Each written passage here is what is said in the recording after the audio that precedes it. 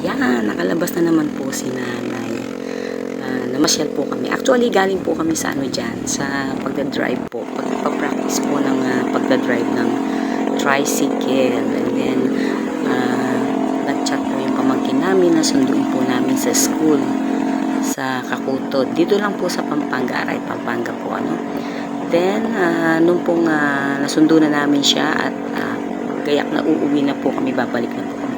Sobra pong napaka-traffic po dyan sa may Kakutod, dun po sa intersection. Kaya naisip na po namin na mag-iba ng daan. Ayan, so dumaan po kami ng Gatchawin at iyan po ang aming napungara. Napakagandang tanawin. Ayan, probinsya, napakaganda po. Ayan yung nakikita yung tubig na yan, mga pispan po yan.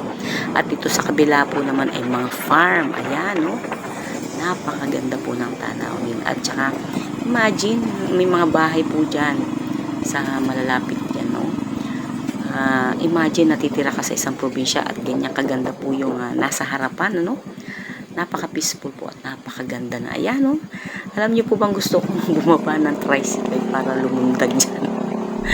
Paglangoy din sa mga isda. Ayan. At napakaganda po talaga. Talaga na-amaze po ako. Ayan, diba? Ang mga bahay, ang ganda talaga, So, ngayon ko lang nakita itong mga gantong ngayon lang ako nakalabas. Yan naman ang tinatawag na tangkil. Diyan sila umiikip at naliligo. Ayan.